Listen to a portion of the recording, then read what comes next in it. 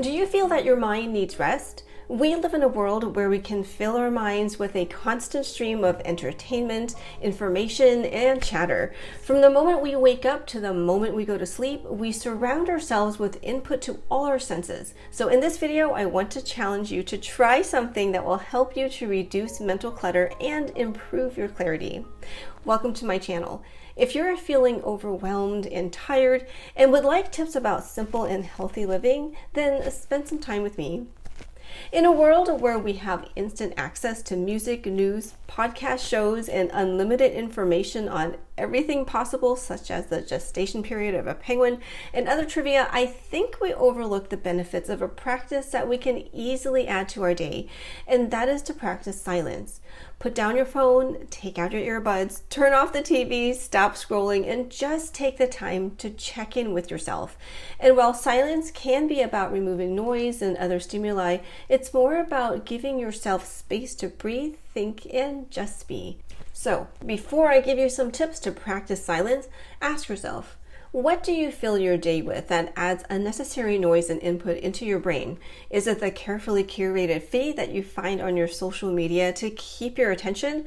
Or do you feel the need to stay up to date on the latest headlines to the point where the news shapes your emotions and identity?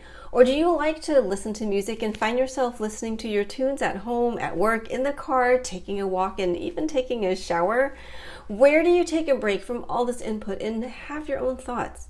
Feel free to share your responses in the comments below. We can keep each other accountable. My weakness is to stop scrolling when I decide to check something on social media.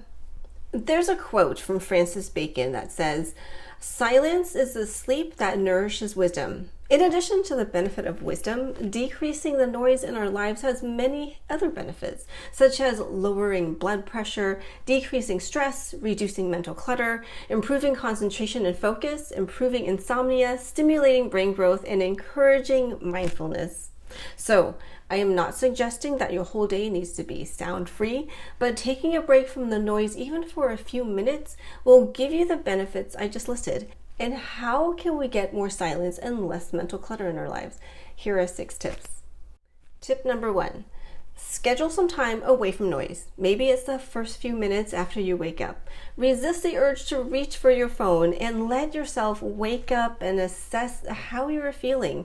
Or maybe at the end of the day, you can wind down by enjoying a cup of tea and just let your thoughts wander. Like I said, this time does not need to be long, maybe just 5 to 10 minutes. Now that I'm an empty nester, I have to say that I really enjoy just waking up to the silence and just thinking about whatever comes to mind. Or if my cats are snuggling with me, listening to their purrs. Tip number 2, take small steps. Sometimes people may find silence uncomfortable at first, especially if you are under a constant stream of sound. So start small, as I mentioned in tip 1, maybe 5 minutes or 2 minutes. Let your mind wander and become aware of the thoughts that enter your mind. This is what mindfulness feels like. Tip number 3, take out the earbuds. I know we enjoy listening to our music or podcasts or other things without bothering anyone else. However, plan some moments in the day without them while not listening to anything. Sometimes the constant stimulation becomes more of a habit when we walk around constantly absorbed about things that are going on outside of ourselves. So take them out every once in a while to see if you might find some mental relief. Tip number 4. Designate a quiet space at home. This could be a cozy corner with a comfy chair with a plush blanket and your favorite quiet activities such as books or journals. Make a conscious decision to use the space to relax away from distractions. You may need to tell your family or roommates that when you're in your space, you are trying to find some peace and quiet. I love my cozy corner by the window. When I need some quiet time, I like to sit here to think, read, or plan. I come here when I really need some time alone, even away from my cats, because without my kids at home, they can be quite clingy. Tip number 5, set boundaries.